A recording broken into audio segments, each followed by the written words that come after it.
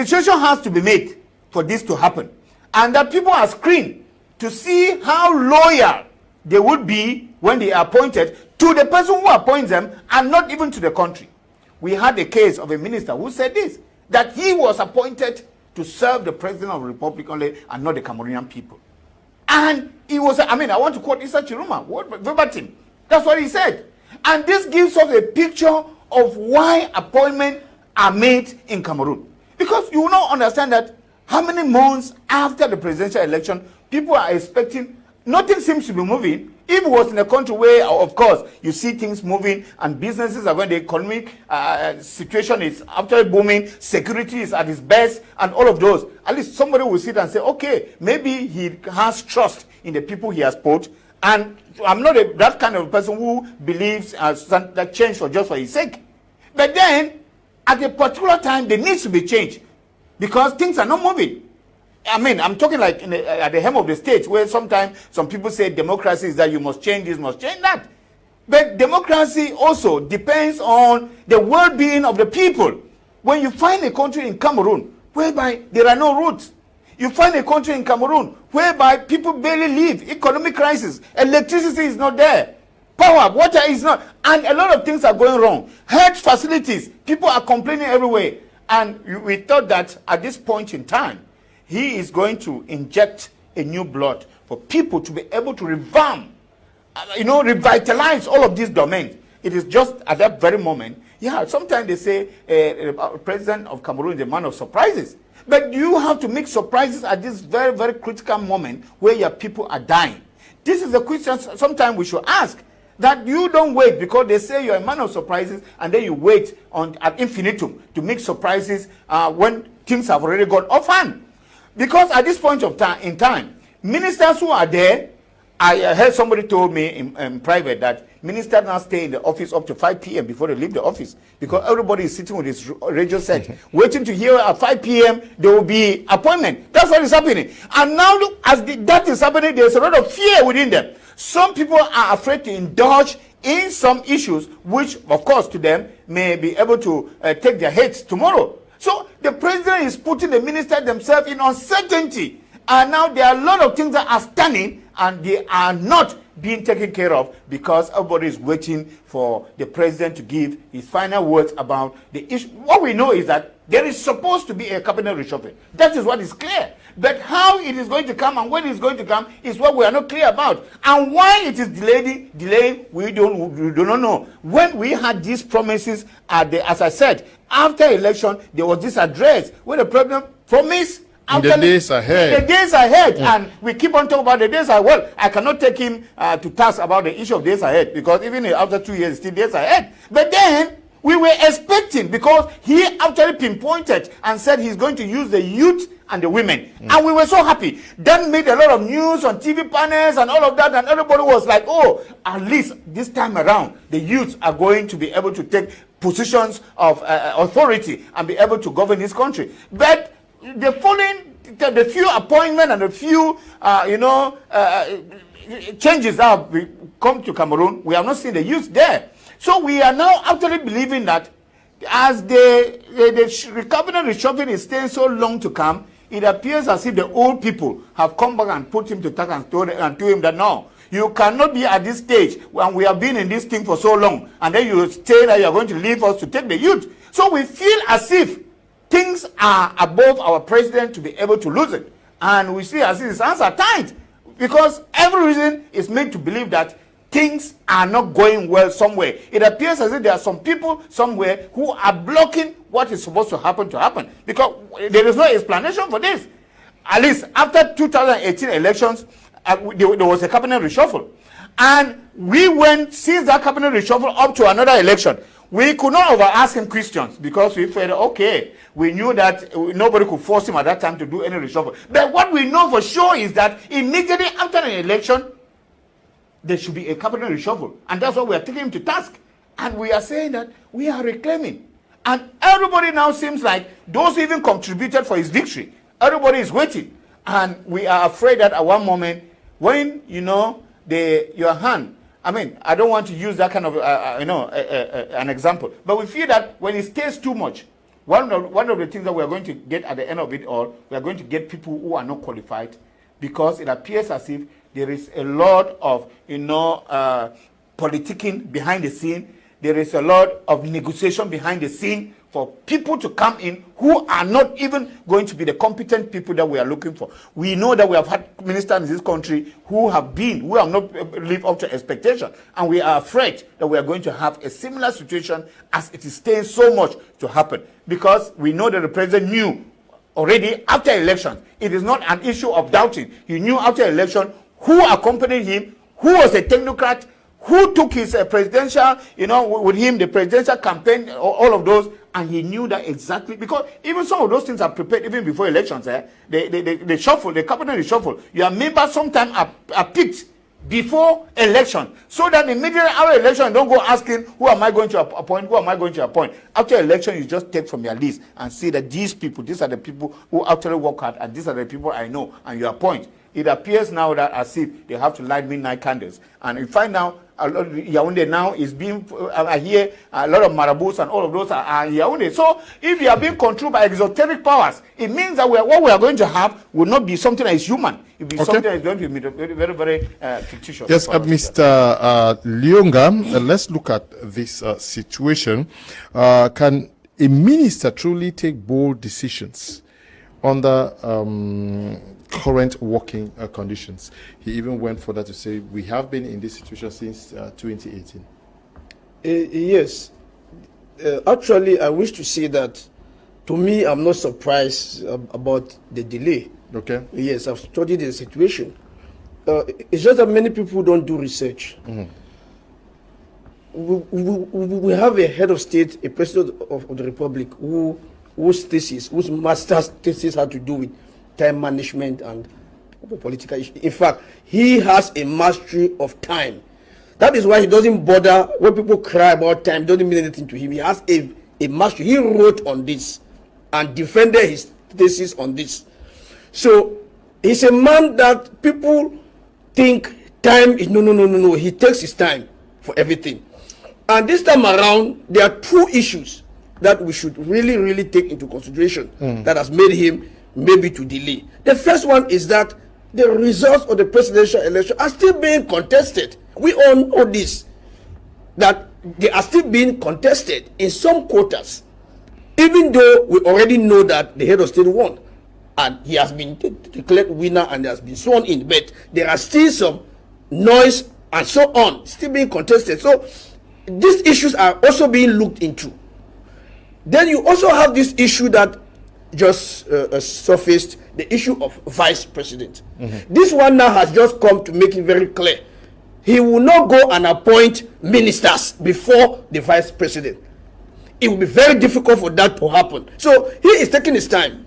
There is just, it will likely be obvious that the vice president will be appointed first, before now they go down to appoint the other ministers. Since it has already met this situation, he cannot go ahead now and appoint ministers, then appoint vice president. I'm just thinking aloud that he will likely, in this current situation, he will likely appoint the vice president first before going down to appoint the ministers. Let me say that the ministers have already served for 7-8 years. Even if they are removed at any time, it will not mean anything to them. They have already served. They have already achieved what they could have achieved within their mandate. So all of them know very well that they can go at any time. They are aware. They are very conscious of that. So all what they are doing, they are working now with that in mind, that I cannot be taken by surprise again, because they know that anytime they will likely be a cabinet reshuffle. So that even gives them an advantage position to do whatsoever they want to do, knowing that time is no longer on their side. And they are working and they continue to work, because they know that one day, pam, they will leave that seat and go home or whatsoever. But my greatest worry, Mr. Leo, is will the next set of ministers serve Cameroonians? That is where my problem is. Whether they are youth, whether they are women, under the banner of the CPDM, will the next set of ministers serve Cameroonians, not serve the president of the republic? Because Cameroonians are tired that they are not being served. They only see things hovering around a single person as the head. Yeah, but will the new ministers truly serve Cameroonians? That is where my problem is. Yeah, but take note that are these ministers elected or appointed? Mr. Leo, take note that it is we have Vision 2035, whereby virtually nothing has been done. We are 17 years into it, and remaining just about. We have Memvele, we have Mekin, we have Mr. Leo, I said virtually nothing. We have Nashtigal. Take that paper and go through it. Yeah, we have Kribi Deep Support. Yeah, it is a very long document with a lot of content. If you go through it, you realize that nothing has been done. With respect to what was the content, what could have been achieved, they were supposed to have already made us have good roads, railways, some airports, some seaports, and so on. So if you check what has been done, even the 2 dams that you are saying that has been constructed, are they functioning? Are they delivering what we need in order to so the Vision 2035 is what is even my serious preoccupation, because it is also a strong point, and 8 years to it, we are virtually going to my office. We are virtually far away from it being achieved, because we are supposed to emerge in 2035. We have not done 1/10 of what is going to make Cameroon emerge in 2035. We have not done 1/10. Yeah, but my question stands. Yes. Can these ministers, can they take initiatives and bold decisions? You say yes. Which are the bold decisions that they have taken in the past 3-4 years that you know? Mr. Leo, that is why I am saying that will the new ministers truly serve Cameroonians? Because the old ones have not served Cameroonians. For about 43 years today, Cameroonians have not really been satisfactorily served. We have an individual that has been served for 43 years. Cameroonians are going through a lot of problems. The ministers that have been there for the past 43 years have virtually not served Cameroonians. They have served the person who appointed them. They have certified him as a person. But Cameroonians are not satisfied. So, to me, will the next set now break the rule and truly serve Cameroonians? That is where my major concern is. Will they serve Cameroonians? Even if they are youth, women, or new persons, will they truly take up the challenge and the responsibility to truly serve Cameroonians? That's where my concern is most. Thank you. Okay, that's where your concern is most. Which is better, continuity or frequent reshuffles, or does stagnation become a risk? Mr. Could you ask a question that received no answer? And I thought that you would want to hammer on it. Which one is the that? bold, whether the... Okay, whether the... Yes. Can they take bold decisions? Are they taking initiatives under this circumstance? Yes. I think we should be very objective. When you look at what is happening, we see some ministers like, no propaganda, through Callisto's gentry. I was really impressed when I saw him go down to the field. He went to the east and closed illegal gold mines. That was a bold decision, a bold step taken by a minister. He went down to the field and closed illegal gold mines. I think if all the other ministers were to follow suit, I would not be complaining much about their work. But you see, this is one minister who has impressed me with that move he made, that bold step he took by going down to the field to close illegal gold mines. So I think it's possible for the minister to take a bold step. As I just said, kudos to Minister Fru Callisto's Gentry for the good job done. I want other ministers to emulate that example and serve Cameroon, the Cameroon people, as my good friend here is hammering. So we can now come to your next question, as you... Yes, the question is, should we keep the ministers in place? Do we need to change everything? And what are the risks of keeping people in an uncertain condition for so long? Okay, should we keep the ministers in place? They normally say you don't change a winning team. Thank you. The question here is whether the team we have in place is a winning one or not. When we look at Can Gate, COVID Gate, Port Gate, Sonara Gate, all those gates, can you tell this country that the government is a winning team? Certainly not. And I speak with the assurance of the head of state, who himself said, any person who had stolen money from the state will vomit. We will account for it.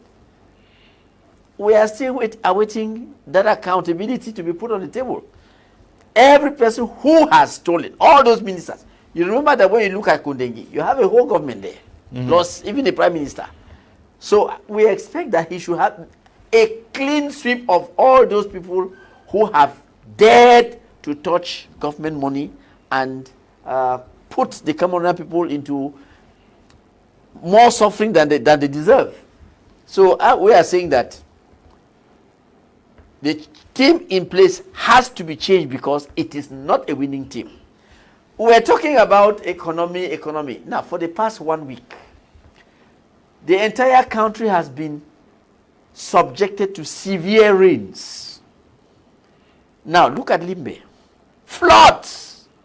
Look at Douala. Floods. The presence of this flood simply means that there is total failure in the Ministry of Territorial Administration that has a unit that is supposed to go around to make sure that gutters are kept open. You have the city mayor here. What is he doing? Because if the city mayor were working well, the gutters will be open and there will be no floods. If there are floods, it means those gutters are not open. Sir, minister in charge of towns, Madam Minister, there is flood everywhere. So, should we keep you? Should we ask the head of state to keep you when we are seeing floods? No! If you were to ask me, I'll say, if there is flood, it means that the minister is not doing the job. So, you have to change people so that the work can be well done. Look at the roads. My good friend was complaining about the roads. Well, kudos for the Falaise de Chang, the fantastic job that they are doing. I forgot that one when I was talking about the bold step. Fantastic job at the Falaise de Chang. I don't know who is doing it, whether it's a minister or some Chinese company or some contract. But that is a fantastic job. You see, something like that, that is commendable. But when you see how people don't do what they are supposed to do and subject the common man to undue suffering, we say it is no longer good to keep them in office. Let them be changed. Not only do they abandon their work, they don't do it well, but they siphon government monies. Monies that are meant for developmental projects don't reach. They don't reach the destination. So how can we want that this type of government, this type of ministers remain in government? It's not possible. They should all be swept away. If you ask me if I were to be the president, I will effect a clean sweep, and put in place people who can deliver the goods. I'm happy the head of state was going to work with women and youth. But when you look at that youth, remember, in some quarters you see the youth are from the age of 7 to 77. So are you going to jubilate when they say they're going to work with youth? 7 to 77, a youth of 77. Is that a youth? So please, they should give us the real youth. The real youth, the energetic, vibrant youth who can do the job. We don't want crawling youth. We don't want the youth who are working with walking stick. So give us youth who can walk, who are capable of working, who can deliver the goods. So I think, Mr. Kum, that in this particular context, it is better for the ministers in place to be swept off the carpet and a new breed put in place. That new breed, we hope, is going to be a government of national unity. My good friend here said elections were still being contested. Well, I will not buy that one because legally, once the Constitutional Council has made its pronouncement, there is no further dispute. There is no dispute open anywhere. You see, but the atmosphere.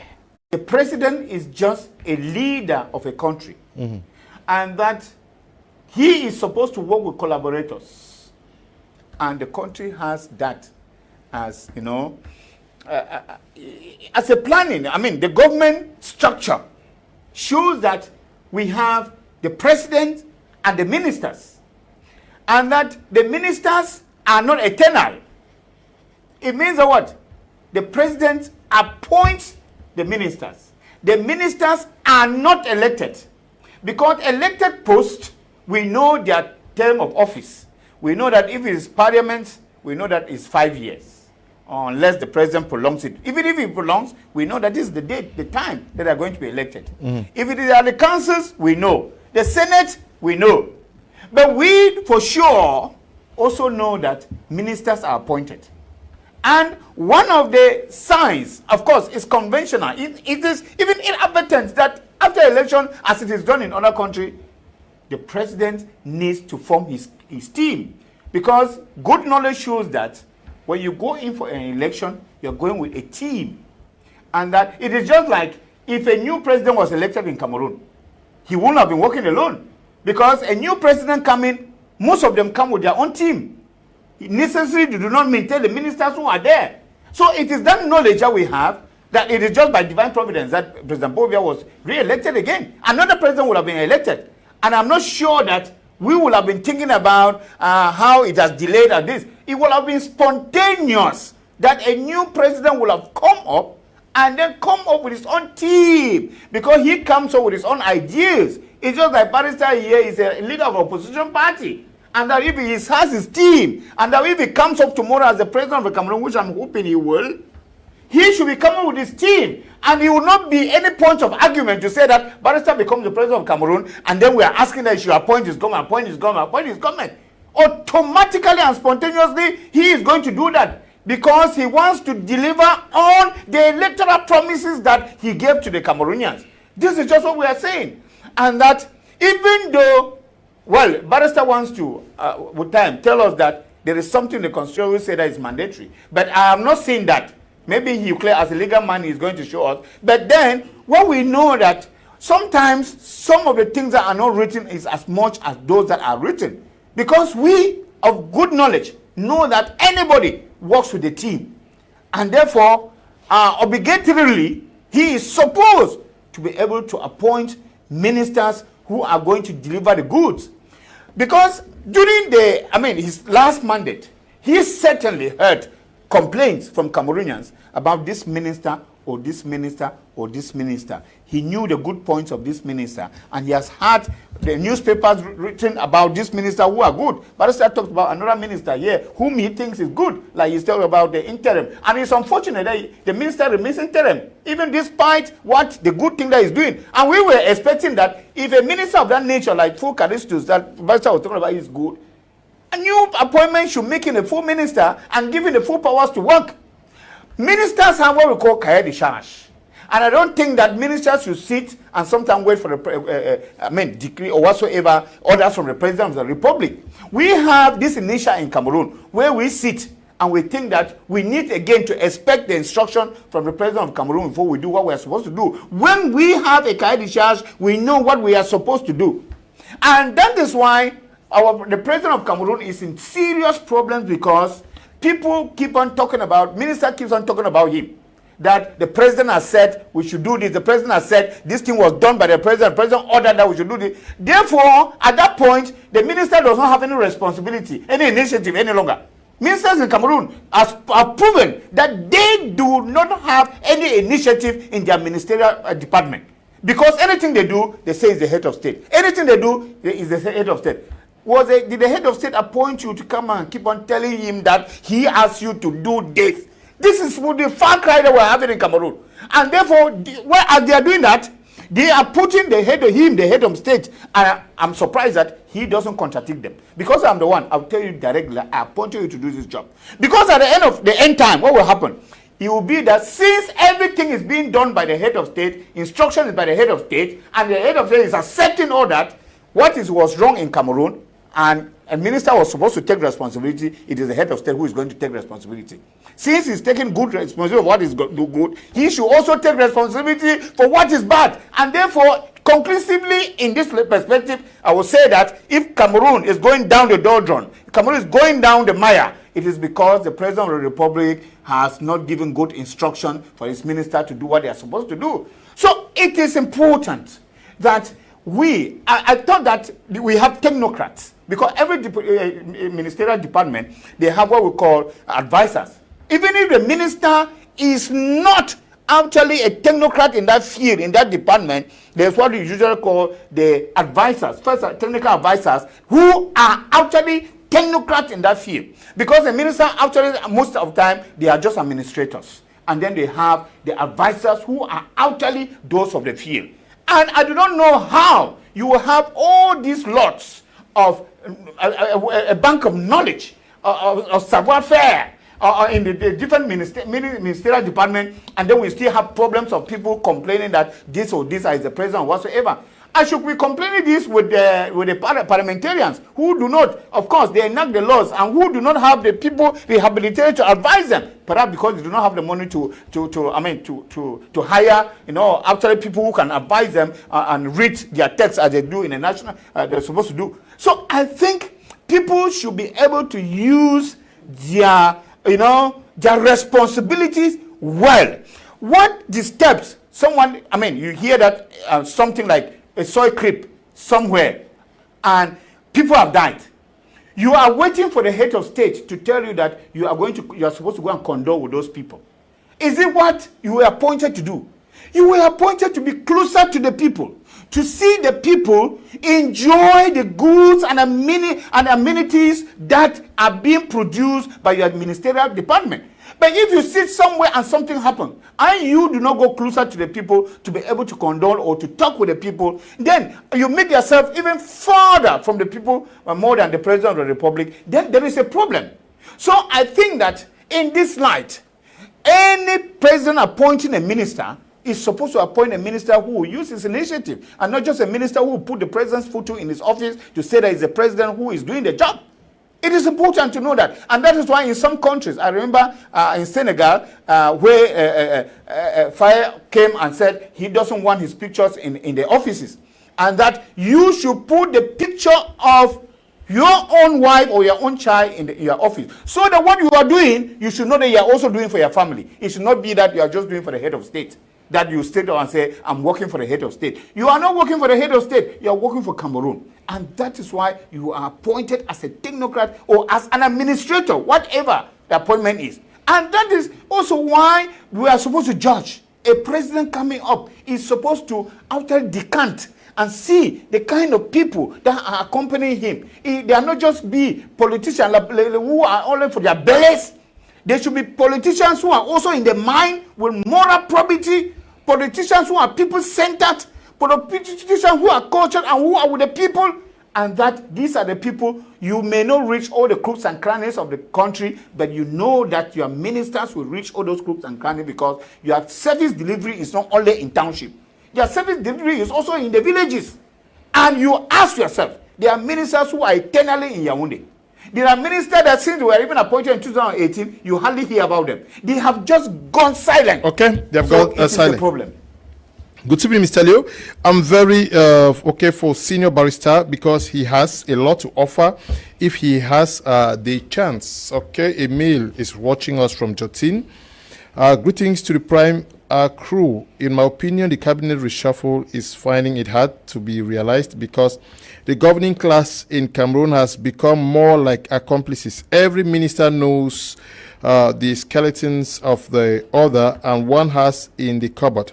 There is fear. A or B might spill the beans if sacked. We do not expect accountability. When a leader makes his subordinates, rather his friends. Thanks. Table Bless is writing from Kribi. Good evening, Mr. Leo. I salute all of you in the studio this evening. I am confused with the phrase cabinet reshuffle. If I may ask, have we ever experienced a cabinet reshuffle in this country, Cameroon? What I know is has been happening in our country is ministers transfer and not cabinet reshuffle. To the best of my knowledge, this is what I have been experiencing. Ministers transfer. We are only waiting to hear that the Minister of Communication is transferred to the Ministry of Defense, etc. Thank you so much for bringing up this program. I am Mr. Ndanji, watching from Batibo. Yes, but in this situation, how does it impact on the common man, who has been waiting and waiting and waiting for a new government, also waiting to see the direction that the President of the Republic would give the nation after his re-election? And do we have all the time? We are given power, a vote of confidence by the people, and we have to take almost a year to plan on who is best qualified to get the job done. Well, Mr. Leo, I will call upon all Cameroonian youth to remove their eyes from government and put their eyes into businesses and build their lives, as Nigerian youths are doing. They don't bother whether they have appointed who or whatsoever. No. They focus on building their lives. They focus on entrepreneurship. They focus on business. They focus on building their future.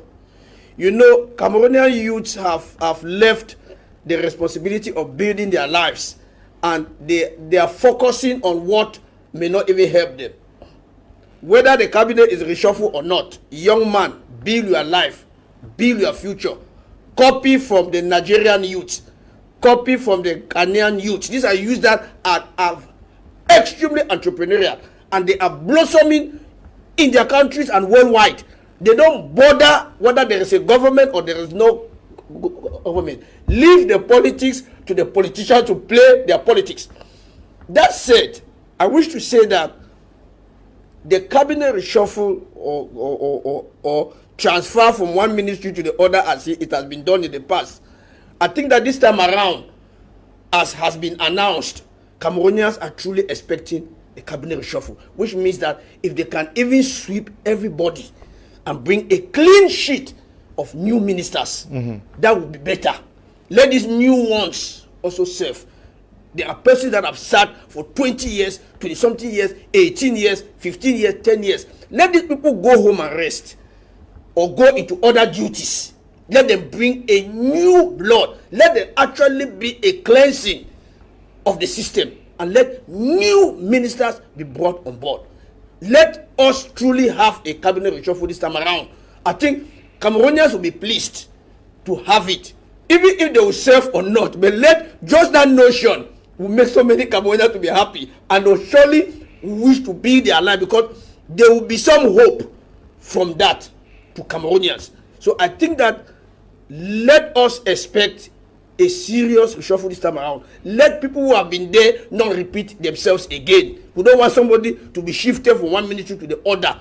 We are pleading that let there be truly a cabinet reshuffle with a clean sheet of new ministers coming on board, which means that those who are there, please, we are pleading, you have served, and give chance to others to also come and serve.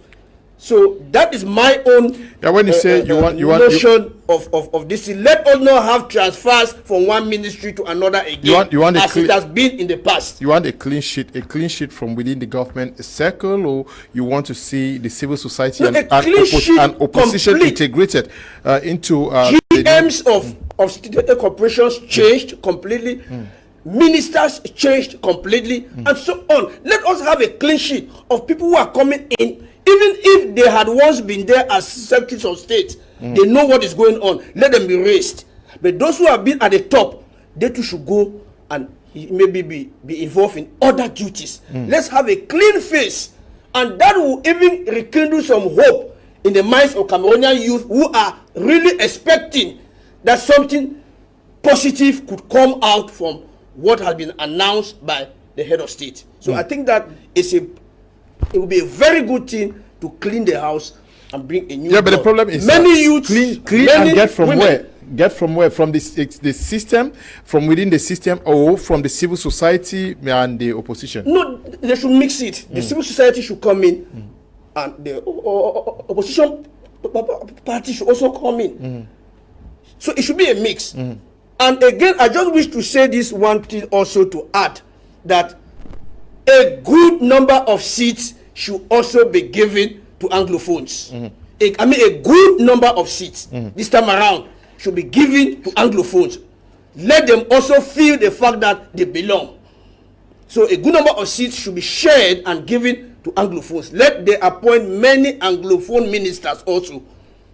Okay, Yes, more Anglophone ministers should be included in the next government, except you have something to add. I want us to move to the second topic. Yes. Yeah, Mr. Akunu, I wanted to say something on the bone of contention. Because, you see, we have to remind ourselves of the type of political regime that prevails in this country. When we were at school, we were told that Cameroon had a presidentialist regime. That is to say, a presidential regime that had been modified and you have things added like the services attached to the presidency. But today, Cameroon does not only have a presidentialist regime, it also has a parliamentary regime. We also have a parliamentary regime. That is the reason why you go to the Constitutional 62 census, you will not find what Dr. Dimancho was talking about. There is, in this country, a motion of censure that can be imposed on the Prime Minister by the Parliament. We are just being fooled by the CPDM overwhelming majority every day. They flood the whole place. So people don't see those aspects. Now, when parliamentary elections occur, the party that has the upper hand in parliament must propose a prime minister. It is not a practice, it is in the law. The party that wins the parliament proposes a prime minister, and the president appoints the ministers upon the proposal of the prime minister. That is how it is. So, like my good friend here was saying, you can have the appointment of the vice president the same day, appointment of the prime minister the same day, because the prime minister will have to propose the ministers who will be appointed. So you cannot appoint the ministers before the prime minister comes. It is the prime minister who proposes the minister. So they will have to appoint the vice president, then they appoint the prime minister, and upon his proposal, appoint the ministers. Would they not be proposed? Would they not be appointed the same day? I was just saying that it can happen the same day. I was just saying it can. In fact, if you look at the appointment of PM John Gute, it happened the same day. He was appointed the same day, and upon his proposal, the cabinet was appointed. I don't know whether it was really upon his proposal. No, that's what the law says, sir. They appointed him, and it was not long.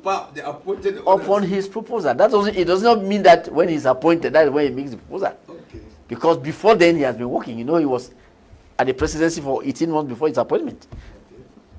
So, Mr. Kum, you said your second. Okay, we move straight to our second topic for tonight, which has to do with foreign enterprises in Cameroon.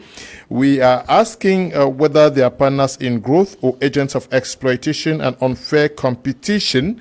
We are drawing inspiration from what happened in Yaoundé, where a Chinese shop was featured actually molesting a Cameroonian by a military officer, and a similar video also came out of another shop in Douala. So we're looking at what is happening. Your appreciation of our bilateral relationship with most of these foreign companies who are involved in businesses in Cameroon. The terms well defined? Are we being exploited? Are they bringing development? What is the impression you have of how we do business with them? Mr. Leo, it is not an impression. Okay. If you look at the Cameroon Investment Code, it stipulates that for any company to be created, the Cameroonians must have 51% and the foreigners 49%. That's the Cameroonian shareholding must be majority. Go down to the field. Is that happening? Now, what I have to say about these foreign companies, and I want the government to look at this seriously. The investment code gives new companies a tax rebate, a tax excuse. I think it's 2 years. After you don't pay taxes for the next 2 years after your creation. So what is happening? What do we see happening in the field? Go to Aqua. Even the banks do it. There's a big bank that has just changed its name, and we start asking ourselves, what nonsense is this?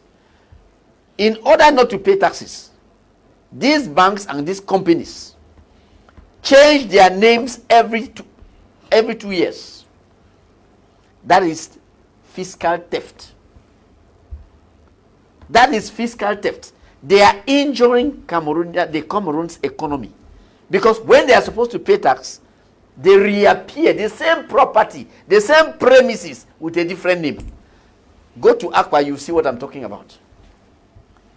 Even in Yaoundé, around the central Aqua, it's the same thing. They open a shop, after 2 years, they'll change the name. But workers are the same, the premises is the same, the name is different. It's a new company that has been brought up to take advantage of the tax exemption for 2 years. So this is bad. I think the government should do something about it. We cannot have people cheating our treasury every day when they are supposed to come here to come and help us. They instead come here to cheat and make the locals sponsor the economy, whereas they are also participating in the economic in building the economy. They are feeding fat from the economy, but they don't want to pay taxes. So that is what I have to say concerning these foreign companies. The other aspect that you raised, there is something which there's something that many companies don't do. You look at Ministry of Labor and Social Welfare. This ministry has a role that many people don't seem to be applying, to be seeing. The Ministry of Labor, the inspectors are supposed to go down to the companies and inspect the working conditions. You see, this is a major dysfunction of the labor inspectors. Because had they carried out this function of going down to the field to inspect the companies, inspect the various business units, what you saw in Yaoundé will not happen. And please, Cameroonians, it is your duty to report those type of cases to the Ministry of Labor. They have a whole department there that has that duty of going to inspect. They are not there only for labor duties. They are there also to see to it that the companies respect the law. So this dysfunction is what is responsible for this type of ill conduct by foreign companies. As much as we want them to come, we don't welcome them here as criminals. We don't welcome criminals. If they want to be criminals, they should be shown the route to the airport or to the seaport. Okay, they should be shown the route to the airport or the seaport. Your net impression of our hosting of these enterprises, are they helping us as agents of development? Are they exploiting us? Are they into unfair competition with our local enterprises? Well, the first thing I will say is that opening the route, clearing the route for foreign companies to come to Cameroon is an advantage to Cameroonians because they come to create jobs. But then that should not be at the detriment of the rules and regulations that are in place that actually permit them to set their enterprises in the country. I must say, you know, there are regulations. For a foreign company actually to set in Cameroon, first of all, there's a registration it does with a CEMAC. There are CEMAC rules about that. You start from the CEMAC. And then you come to domestic rules because they are being governed. It is not just as you live there and then you just come and you want to set a business and then you just set. You have to follow the stated rules, and there are rules governing all of this. And Now, when you come even to set, there is what we call the OHADA law. Most companies must register OHADA. So there are some of these things that you come, but because we have now what we call the black market, some people smuggle in some friends or some companies out of the country who get in, and they are operating in very, very unholy conditions. Because what is the advantage that the country has? There is what we call the social responsibility of every company. That whether even be our internal or external company, you have what we call the social responsibility, whereby the country has to benefit from their works in the society, like in Cameroon, which is important. But then now, when you come in, you need to be able to submit what we call annual report to the government on how you are operating. But we even realize that people do not even submit how they are operating in Cameroon. That is why you even get to the mines. We said Mr. Gentle will go down and find that they are illegal miners. Those are in the black market. Means that those people do not even submit any report on their duties, on what they are doing, which is already wrong. And therefore, there is that susceptibility to get people to work under you, under those conditions, and then why you transform them into slavery. Now, even the companies that are even registered in Cameroon, one of the things that I've realized with Cameroon is that foreigners have more advantages and powers in Cameroon more than Cameroonians. In such a way that when a foreign company gets into Cameroon, it operates like a lord. It lords it over all other Cameroonians. That is what is happening. And because there are no checks and balances in this company, you employ people even respecting the code on payment, on salary. They do not respect. Some people pay people chicken change in the name of salaries. Nobody checks. You pay, I mean, as they say in Cameroon, that salary is negotiable. But now the Smith, yeah, I know. Now what we call the Smith is not even respected because we're supposed to respect it. It should be respected. But we find that most people don't respect. How many times would the Minister of Labor and Employment will go to and make a surprise and even, because there are many of them like that, and then bring out some recalcitrant companies or managers who are not respecting the rights of the workers. What we see is he gets down to give medals. That is that. There are no checks and balances. You see, when we were looking at the country, South Africa is in some deep ship and we are blaming them for xenophobia. And one of the things that I listened, because I ran an international program on international TV on the issue in South Africa. You know, South Africans, they think that they should be privileged over foreigners. And most of their politicians are following in for that kind of a thing. Well, they are preserving their own nationals and whatsoever. But we are saying that if a company installs itself in your country, it helps you. It helps employment in many other things. Because you are lazy, you are not supposed to operate issues of xenophobia. And that is what we are avoiding to do in Cameroon. Cameroonians are very, very hardworking people. That is one of the things that we should know. And one of the things that I get to know is that foreign companies, they build up countries. I take an example of South Africa. The Kimberley diamond fields were built in 1678. And there were foreigners from Zimbabwe, from Botswana, and all of that who were employed to work in that diamond field. South Africans did not want to work in the field. So they came in, and there are those mining fields. Even we're talking about Wisaran, the gold field in South Africa, which in 1881 was also still built by foreigners. And you find that all of these gold mining fields and the diamond, all that is what has brought South Africa up. And it was assisted by foreigners. Now, how will foreigners come and assist? Build your country, and today you are talking about xenophobia, you want to drive them out. So what I'm saying is that foreign companies are supposed to play a fundamental role in the development of the country, because first, they pay taxes, and their taxes are even supposed to be higher. It is just like, even in education, when you live here as a foreigner, and I'm in the education sector, and we send children abroad, when you go to America, you do not pay the same fee as an American. Your fee is higher. So those are some of the rights that the country has to enjoy from a company that comes and installs itself in Cameroon. But then you come to Cameroon, you even waive taxes. We're even talking about, the issue of clearing of goods at the port, where you find even some companies, Chinese companies, also some of them, they waive their fee, their clearing fee. And that is the question that we're asking. They are favored against the Cameroonians who are working in the sense of, I was talking with a guy doing this glass work, and he used to import the glass.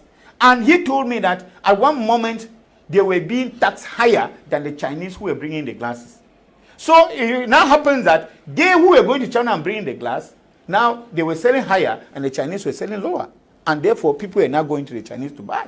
So there are a lot of things that are going on in the country whereby Cameroon is supposed to benefit from, that Cameroon is just turning a a blind ear to it, because some people have gone into unholy contracts with some of these foreign companies. That is what is happening. And then the company installed in Cameroon employs Cameroonians, and nobody cares to know, because Cameroonians are jobless. Yes, they are looking for jobs everywhere and anything you take. And because of that, the government is just happy that Cameroonians are working. They do not care about their working conditions. In most countries, it is regularized on how you have to pay. Even when we get a Smith in Cameroon, I already talked about it. It is not checked. In countries where payments are done through the banks, you don't have anything to negotiate with an individual. Because when you do your payment through the banks, the country deducts their taxes from that payment that is paid in the bank. And therefore, there is no hand-to-hand payment, and there is no face-to-face negotiation. So, but because we want our own thing to remain analog and archaic because of corruption, that is why we don't even want digitalization in Cameroon. Because when we talk about computers in Cameroon, they even set on a fire, and fire disaster plays it off. Because we want to remain face-to-face negotiation and all of those. Okay. Yes. When you look at our relationship with foreign companies today, especially with the videos that we saw coming out from some of these Chinese supermarkets operating in Douala and Yaoundé, what would account for the level of maltreatment that Cameroonians receive from them? Is it the fact that they recognize that the rights of Cameroonians are not respected fundamentally by the Cameroonian authorities, or the fact that they consider themselves as a superior race coming to salvage people from their worries? Yeah, I just wish to say that there is superiority in the world of business and investment. Okay. And you know, a country like the US and China, they are leading the world today in the area of investment, business, installations, and so on. And their citizens have that superiority complex. Wherever they go and install their businesses or they invest, they have that superiority complex. Yeah, but I'm not and sure. I'm not sure. Understand the desperation. But I'm not sure we've seen this level of treatment from the American companies and the French companies, the UK companies, which we have had in Africa all these decades. Why do we see things otherwise from the East? You are just talking about a few that you have seen. It also happens elsewhere, not just here in Cameroon.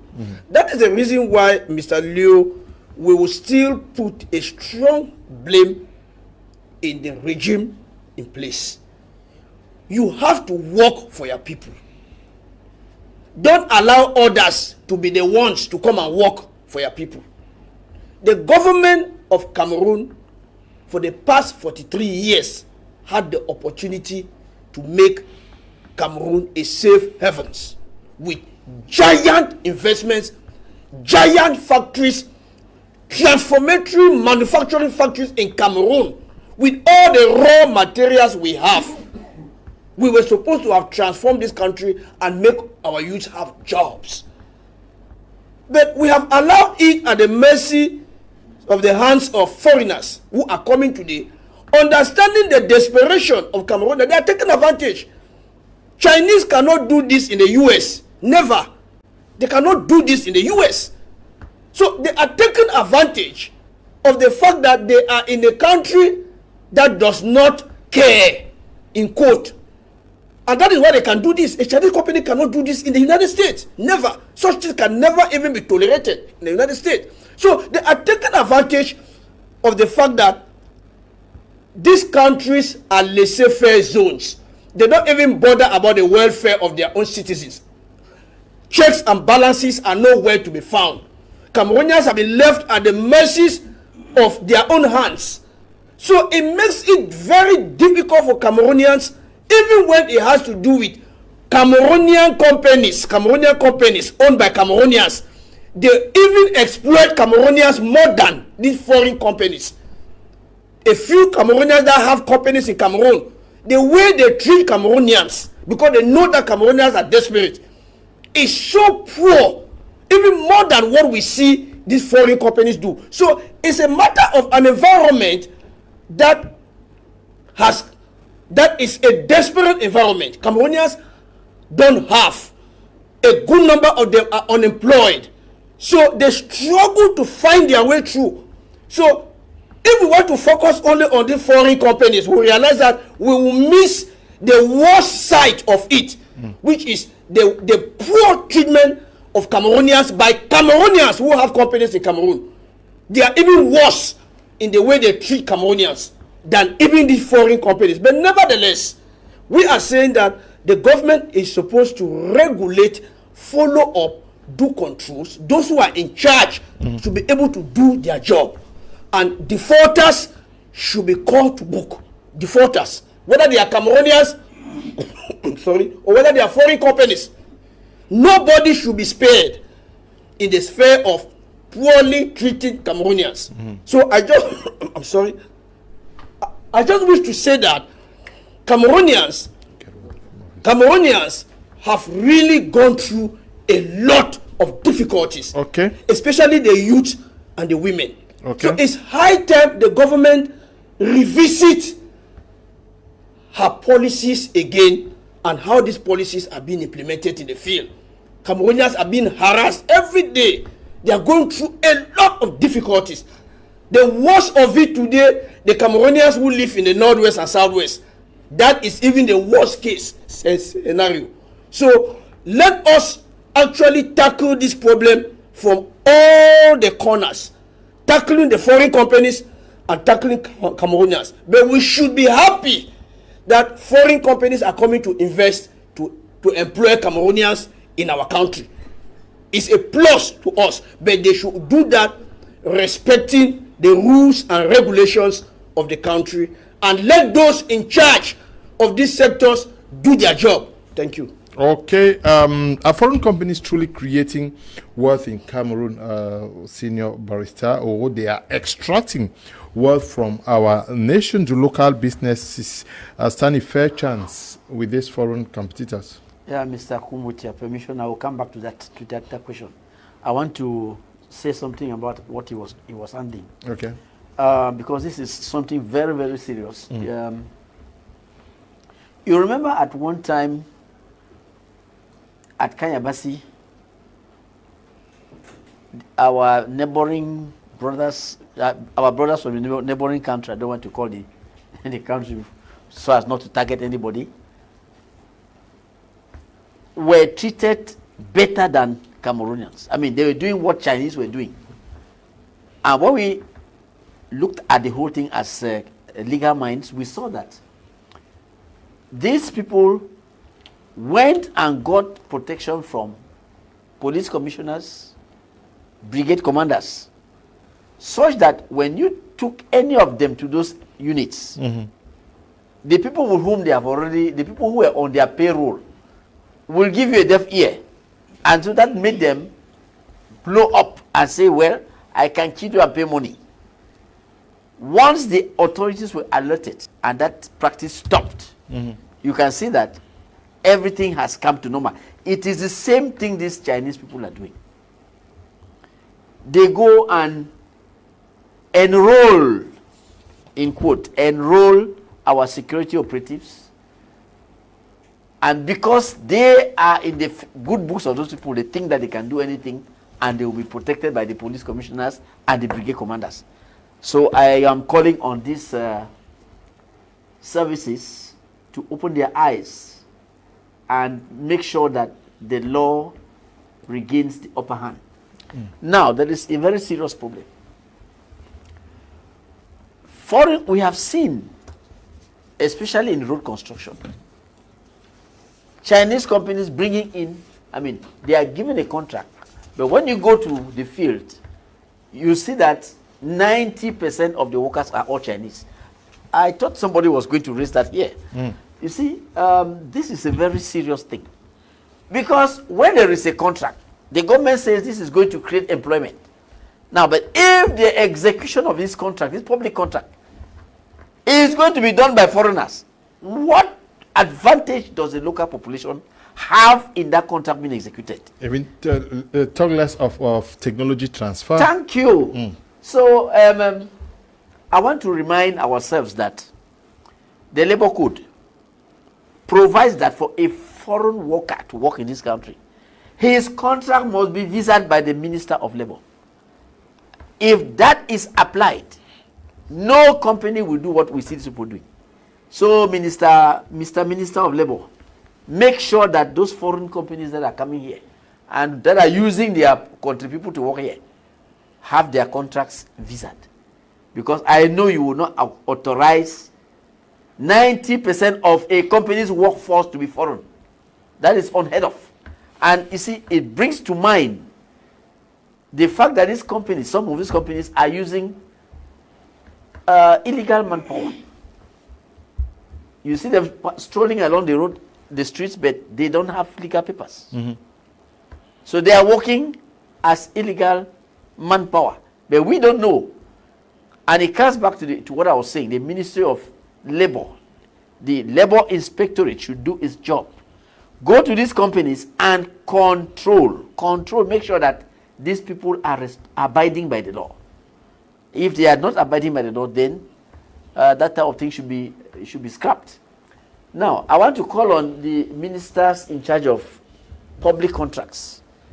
When they are assigning a public contract to any foreign firm, there should be a clause that imposes the use of local manpower, so that we don't have this situation where Chinese companies will bring 90% of their workforces to come and work here. Now, you ask the question whether these foreign companies are creating revenue or they are coming to sweep. Well, when you say sweep, you are being very, very polite. In fact, the companies, as I was explaining, they change their names after every 2 years. So they are permanently working within the zone of non-payment of taxes. So as they are not paying taxes, they join that money that the taxes they're supposed to pay, they join it to the profit they make and siphon everything to their countries. In actual fact, all what our country is benefiting from these companies, in most cases, is only the meager salaries they pay to our brothers and sisters. Because they don't pay taxes, they make sure that before the expiration of the 2 years, they change the name. Workers are the same, premises the same, but the name has changed and the books have changed. So I think, Minister of Finance, please, Minister of Commerce, please, look into this thing. We don't want our own companies to suffer, because, you see, this creates unfair competition. A person who doesn't pay taxes can afford to decrease prices, to lower prices. And you, the Cameroonian who pays everything, you will sell, Mr. Dimancho, Dr. Dimancho was saying it. You import at a higher price. When you put your goods in the market, nobody buys because there is a foreigner besides you who is selling cheaper. So are they actually helping this economy? Sorry, Reform Party holds that we don't need them. With all due respect to people who think the contrary, I think that Cameroonians are better placed to handle our economy. Because if you handle your economy, all your profits remain in Cameroon. If the foreign companies handle the economy, they will export their profits to their home countries. So Okay. where do we stand to gain? Okay. Before I come to you, somebody has a question for you. Good evening, Mr. Kum. Please ask this, the USDP aspiring mayor for Boya to address the concerns of the entrepreneurs regarding the cabinet reshuffle. With the level of corruption within the current regime, progress has been very slow. In particular, the corrupt practices among some council workers in Bonaberi continue to discourage business growth and development. the maker is writing from Boya, and you want to be mayor of Boya. He's very concerned about the level of corruption, especially among council workers, notably the council police. Yes, it's a serious concern. Myself, I've seen it. I've heard the complaint several times, and that's why we will be coming up to build a smart city. And the smart city is what? It's a city where everything is functioning properly. So these problems, we are going to handle them. We already know them because we have already done a survey. We already have a plan. We know everything which is happening in Boya. We have the problems and we already have some of the solutions, and we are still working on more solutions. So we will tackle issues of businesses, entrepreneurship, and so on, and especially the disorder that is created by the council police. You find them everywhere, struggling and fighting with drivers and things like that. So order will be restored in all what concerns the municipality of Boya, because we have already mapped it out and we are working every day to see how things will become better. Okay. Good evening, Mr. Leo, and thank you for the good work you're doing and your panelists are doing in the studio. As us Cameroonians, Mr. Kum, hope you know that the mobile communication companies hire Cameroonian workers purely on temporary basis. And once you work for 2 years, you can't be employed again. Tikum Nicodemus is watching us from Mancon. Good evening to you. But now, Dr. Dimancho, many Cameroonians say foreigners control major sectors, even small retail. Is this perception accurate or exaggerated? Why do locals struggle to compete in their own economy? Should we even allow some of these guys to compete with us at the basic level? I think that that one is a little bit complicated to actually say yes to allow or not to allow, because because it depends on our willingness to be able to do some of the jobs. We have seen an issue in some countries where some people don't want to do some job. I gave a clear example of South Africa. No, we are talking of Cameroon. Yes, we are talking of Cameroon. Why do you keep? I'm giving an example. Yes. We must take from somewhere, because if you don't review what happened somewhere, Cameroon is not in ex nihilo, as Barrister said. We have to look at what happened over where problems are coming up because some people don't want to do some jobs. In Cameroon, some people don't want to do. There may be people who are ashamed to do certain jobs. And therefore, foreigners who come here, they do. When you look at what happened like in the basic sector, or like this shoe mending, do you know those who are concentrated in doing shoe mending around? They are Marians in Cameroon who do them. And they go around the quarters. Barrister, you are in front of your door, you find them find a person every day. How many Cameroonians do you find going around doing that kind of a job? Most people are either ashamed to do that, or they think that there are menial jobs that they cannot do. So we cannot say that, okay, we refuse foreigners from doing those kind of jobs. When you get to your quarter, boutique, or cafeteria, most of the people who run the cafeterias are not Cameroonian. They are either Niger, Malians, and all of those people. And they do it well. Cameroonians enjoy what they do. But when Cameroonians, most of them do not want to indulge in that kind of an activity. And therefore, there is no issue of saying yes or no. It depends on the context of what we are doing. Now, the context now will depend on if there are Cameroonians who want to get authorization to do that kind of a job, and it is difficult and it's being given to foreigners. That's actually where we will have a problem.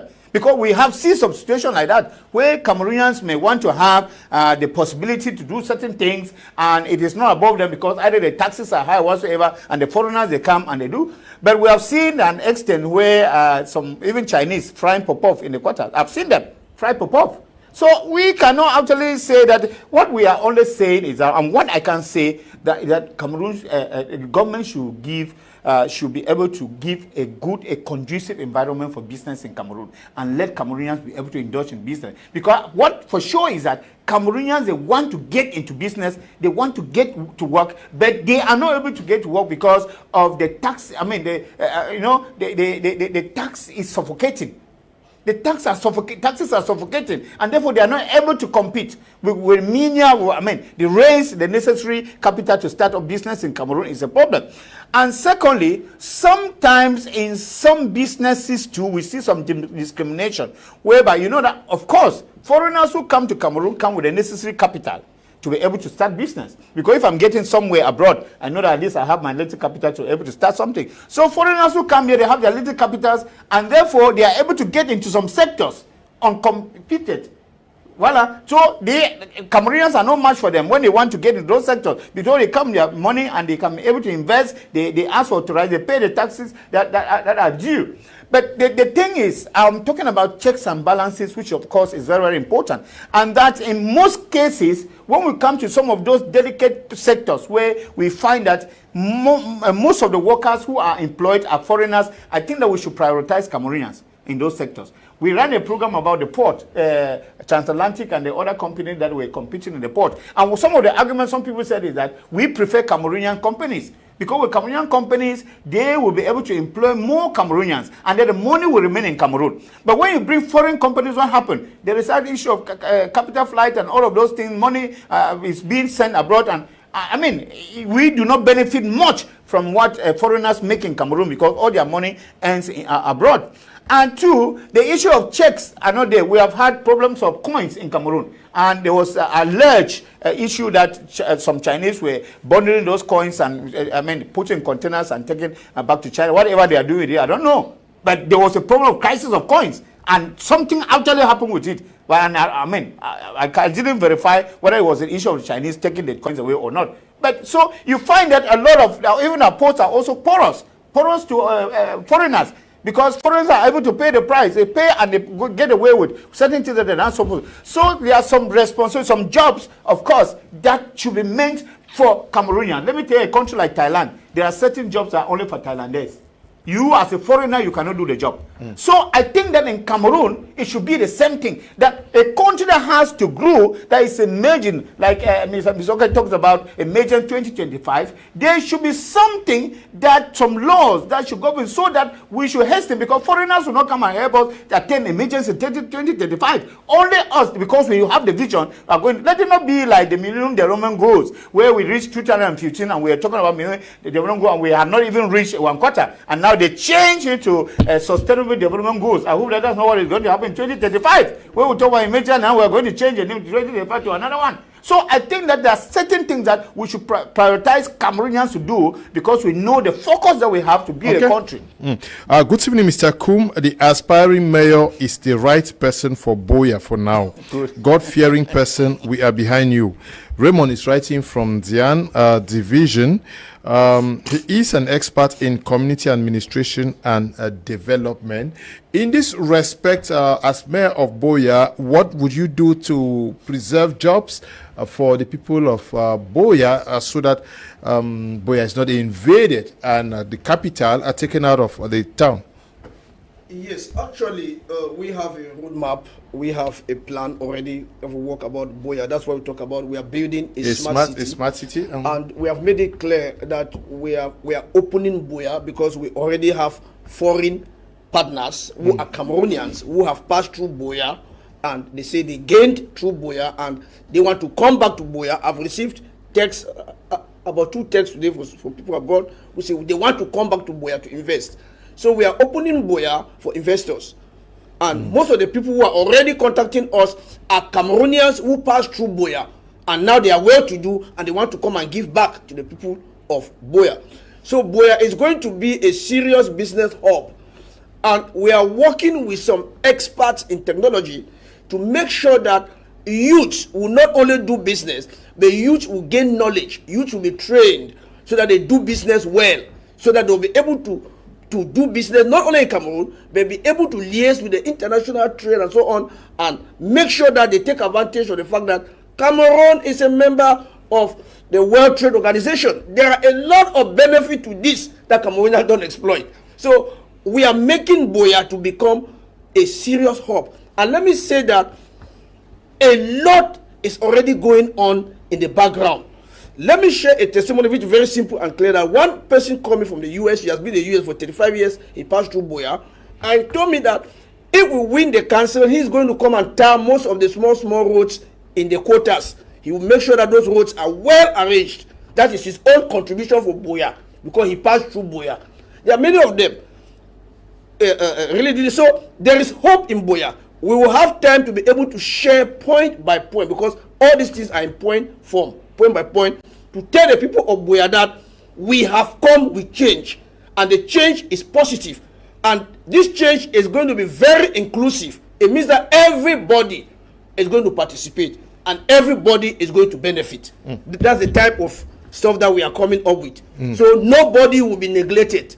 Okay. Even the mothers that are selling, we will make sure that they have an advantage and make sure that they grow in Buea. So we will try to have some time that we will share this vision point by point and show Cameroonians the innovation that we have come up with is already well drafted. Okay. And we hope that it's going to help Buea. Thank you. Good evening, Mr. Kuman. I'm joining your program from Yaoundé. Please, can I have the number of the president of the Reform Party, the lawyer? Yes, I'll send his number to you. And good evening, Mr. Leo. This is Shafi Augustine, legit from Bamenda.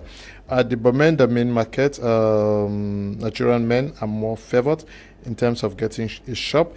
At the Bamenda main market, one person can get like 5 to 7 shops, while Cameroonians are still fighting space at roadsides to sell. Please, Mr. Kum asks Dr. Dimancho if government's prime objective is to raise income. Now, while we move towards the end of the program, closing, Senior Barrister, what one policy can be implemented to fix the current situation? Should Cameroon rethink its economic model? Thank you very much. First of all, if you permit, the question of the informal trade, the informal sector. You see, if you go to Gabon, I was told that Cameroonians who were in Gabon were asked to hands off the informal sector. Not only Cameroonians, Africans. There are so many aspects where everybody says, no, this is for Gabonese. This is for Gabonese. So I think the same thing should prevail here. We should not have Chinese people selling puff-puff in our streets. We should not have foreigners selling, carrying out informal trade in this country. Leave it to Cameroonians. Then there is something else. If you go to Nigeria, if there is no taxation on informal trade, but in Cameroon there is, we should follow the example of Nigeria. There should be no taxation on informal trade. That means Mami who is carrying makara on the head should not pay tax. Hawkers should not pay tax. That should be emulated here. Now let me come back to your economic model. Mr. Kum, which is Cameroon's economic model? This is a country that is practicing what the Frenchman calls navigation à vue. There is no economic model. You cannot have an economy that is piloted by the civil service. It's not possible. And we have always been singing. We are going to create in this country, if given the opportunity, we shall create a market-oriented economy. We have an economy here now. I think it's as President Mayor was talking. We have an economy where the ordinary trader in the quarter is suffering from the malpractices of the municipal police.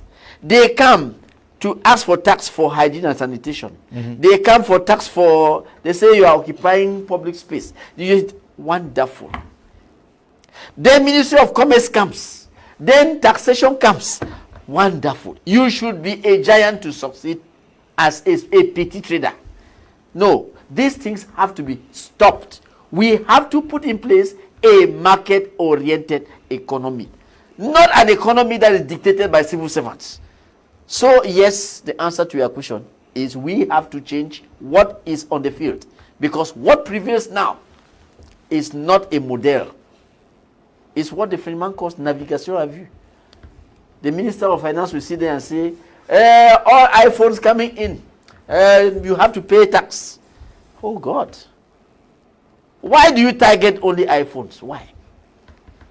Why target, normally every goods, every article coming into the country pays custom duty. So why do you target phones, cell phones? The first of all entered our pockets, the consumers' pocket, to tax money transfer. Now they are going to tax the telephones coming in. That's nonsense. And the very people will tell you, throw them po to lempo. Too much taxation kills taxes. What is that?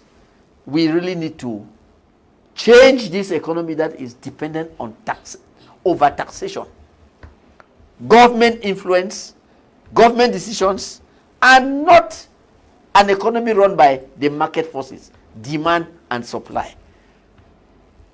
So I think that it is time for us to, anyway, these people cannot do it. So, as I was saying earlier, when the time for the municipal elections come, people should remember that we have a parliamentary system in place. The party that wins the parliament proposes the prime minister. Yes, so please support the opposition parties, support Reform Party, because we have what you need to change this country and take it further to prosperity. Okay, but Senior Barrister, good evening, Mr. Kun. Congratulations to the future mayor of Boya. Okay, he says if foreign coach capital flight too. Now, but the question is, you did not tell us what the economic model of the Reform Party will look like. Wonderful. I just told you, I said we are going to create a market-oriented economy. I don't know what model you want me to tell you. I don't know, market-oriented. Make it simpler now for the woman in... An economy that is going to be... private sector. Yes, we empower the private sector. You remember, I said, we are going to come in with direct... You are going to reduce the dominance of the public sector over the private sector. Empower the private sector. Mm-hmm. Empower the private sector. Let the economy be run by the market forces. Okay. You should not have an economy where the prices are determined by a ministry. If there is abundance, the price goes down. If there is scarcity, the price goes up. That is it. Okay. So you should allow things. You see, there should be competition. You fight piracy. That we're talking about foreign companies here. How can you tax your locals and allow foreign companies to sell their own goods lower than your own people? It's nonsense. Okay, it's nonsense. Yes. What do we do to fix the situation? You have seen the way. What we do to fix the situation is, please vote the Reform Party candidates. We shall bring you the change. Okay. Cameroon stands at a crossroads between continuity and change, Dr. Dimancho, between opportunity and exploitation. The question remains, who truly benefits? Well, there is a question that somebody asked whether the government actually main aim is just to raise money. But I think that is what the government of Cameroon's aim is. When we see the way things are done, it is just to raise money. Because when you look at, there is what we call the value-added tax, the VAT. What is the VAT in Cameroon? Cameroon is a buy and sell country. What do we produce? That we talk about VAT tax on what all that. So it is a problem. Now when you look at the way certain things are done in Cameroon, you see that it is either some individuals in government who want to gain. Because when you talk about government as a whole, I don't really want to look at the Cameroon government as a whole, because these are things that are done by individuals. Because when you look at the money that gets to the individual pockets, then you ask yourself, but all this money, if all that came to the government coffers, maybe a lot of things are going to be done. So you see that who stands to gain? It is the government that is twisting the citizens. It's the government that is squeezing, suffocating the people. It is the government that is not giving its own people the opportunity to be able to rise economically. Because it appears as if there's a determined, a pre-planned, a premeditated plan to keep Cameroonians down from progressing economically. Cameroonians do not progress. So you find that, and since Cameroonians do not progress, government cannot move forward if the people are not progressing. Because when you look at certain things, before a business starts, you already see tax. A policy is supposed to be that if you start a small-scale business, either there should be no taxes on it, but taxes should come on at a certain period of time when at least somebody has gotten up from the ground. Somebody doesn't open his door today or business today, a small business. As the day you're opening your door is the day the tax officers are coming to ask you, what kind of a thing is it? And sometimes you ask yourself whether you, the Cameroonians, you are really, is this country supposed to be yours? And this has caused many Cameroonians to go through the dangerous routes of the desert, because they say, better we should suffer abroad than suffer in our own countries. Why should the government not allow people to progress? I find that I pass so many stores around my quarter. Somebody opens a business, and before long, a year, he has closed down. It is another person who comes and takes off. Renovate. You know, when you're coming to the business, you have small money. How many more? The thing is down. And then another person comes and takes over. So there is this vision, there is this mentality. People think that things will get better, but things keep on worsening. So in this perspective, you find that it is the government that keeps on actually, wanting to gain on at the detriment of the people. Meanwhile, they are supposed to empower the people, and when they empower the people, then the government can be able to function well. This is what we are talking about. Cameroonian youth, they just need that minimal favor, that minimal assistance, that conducive environment to be able to start up in business. But then, what we are seeing is, it is as if business, it was not meant for Cameroonians, and therefore, the sooner you start, you get business closed down. So who is benefiting? It is the government. And even though we say the government is us, but we have realized that in Cameroon, the government is some individual people who actually want to get on the people. Okay, good evening, Mr. Leo. This is our new mayor of Boya. I have known him as a very good and honest man, and growth, progress oriented. A very cheerful giver. He also helps people a lot without even knowing them. If only individuals could vote for mayors, I would vote for him. Eno is writing from Boya. Good evening, Mr. Leo, and a wonderful panel in the studio. The aspiring mayor of Boya is a square peg in a square hole. I pray that he be given the opportunity to lead Boya. The strength of a leader comes from the level of integrity, and Dr. Lucas has demonstrated this over the years. Tenant Conscious T is watching from Bamenda. Good evening, Mr. Leo and the panelists. I would like to share my experience with an Indo-Cameroon company in Ombe, where you see a company will bring in Indians to work and place them on a very high salary. Meanwhile, they have zero experience or qualifications for the job. These people even employ Philippines to operate machines in their factory, pay them high, while Cameroonians are there with masters looking for jobs. Mr. Leo, does it mean Cameroonians will never have a well-paid job in their own country? Francis is watching from Tico. Yes, this is also an issue, a real issue, where you see less qualified persons earning so much money, while meanwhile you who may have the doctorate or masters, you may be some cleaner and pushed around in the company. Yes, it's again the issue where we say that the checks and balances. They have to check and be sure that things are well controlled. All these things are done like this. Cameroonians have been crying for long. But are those concerned, those authorities who are supposed to make things to function properly, those who are supposed to call these companies to order, they are not calling the companies to order because they have interest. Some of them are benefiting from behind. They have kickbacks. So they allow Cameroonians to be frustrated even in their own countries. It's not happening like this elsewhere. So I think that those who are concerned should do their job. And I also wish to say that, please, those who are have fallen prey, report these companies, report them to the quotas that be. Even if they will take some time or being slow or whatsoever, but I think that if we keep on reporting and reporting, something will be done. And I think that the situation will be remedied. Okay, the maker watching us from Boya says the VAT alone is 19.25%, very high, especially on drinks. Handling tax is another indirect tax, draining capital from young entrepreneurs. We hope that these things are going to be fixed. One last round for the first topic for all of you people. How soon do we need the new government? Like tomorrow morning, yeah. Okay. We badly need that new government because, as I tell you, people are frustrated because of the stagnation in the economy. Yes, the stagnation in the government, the functioning of government services. People want to see fresh blood.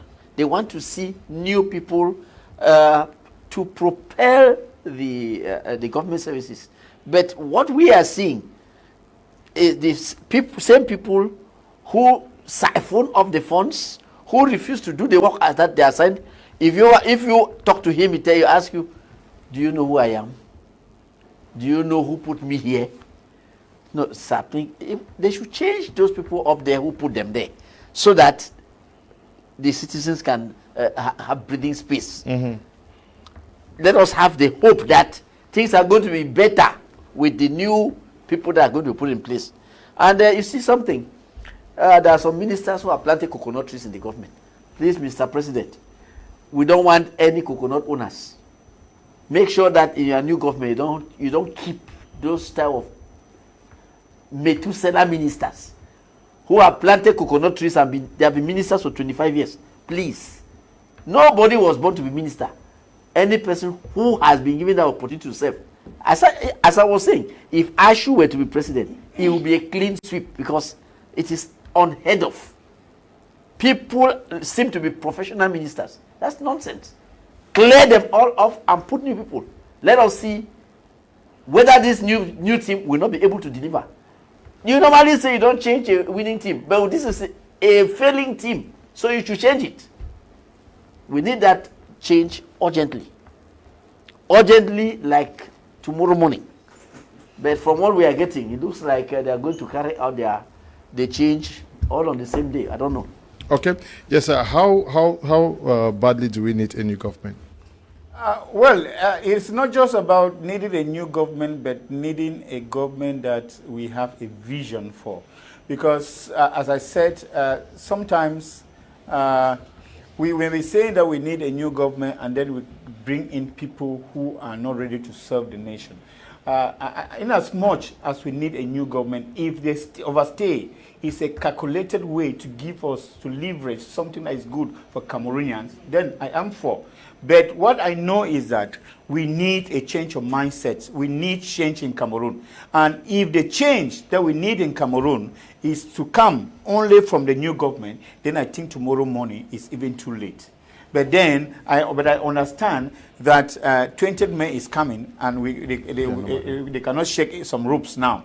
But I will be praying that immediately after the 20th May, that should happen, because we really, really need. What we say sometimes, change is something that is constant. It's something that sometimes it should come for its own sake. Even just for his own sake. Because you will not say that somebody who is in a ministerial position, there are some ministers who are in the same ministerial position for 20-something years.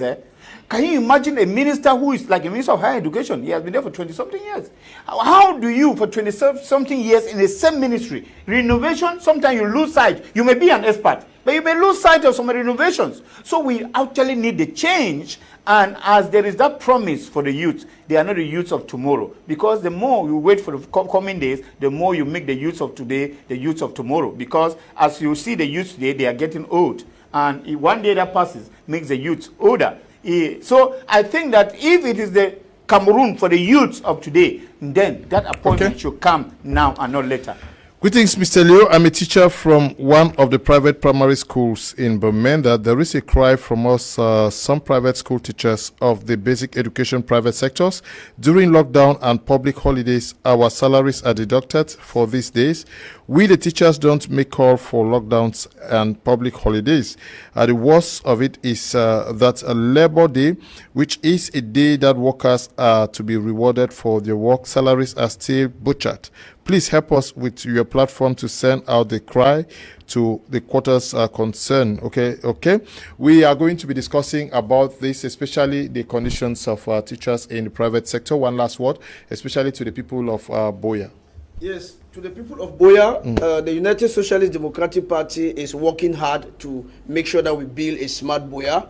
So all of you should be ready to work together to build a smart Boya, a better Boya. So we will be very, very happy if all the inhabitants of Boya rally behind the United Socialist Democratic Party, the USDP party, come the upcoming municipal elections in Cameroon. And you know When we take Boya, then we build a new Boya, and the Boya that all of you will really enjoy and live well in Boya. Okay, we want to thank you all, Senior Barrister Ashu Emmanuel, National President of the Reform Party, and also to you, Dr. Micheal Dimancho, a lecturer with some universities in Cameroon, and also to you, Mr. Lucas Lyonga Mosoke, who is a modern nation builder, and the militant of future aspiring mayor for the city of Boya. We wish you the best, and we also want to thank you all for watching this edition of the program. Stay blessed. Bye-bye.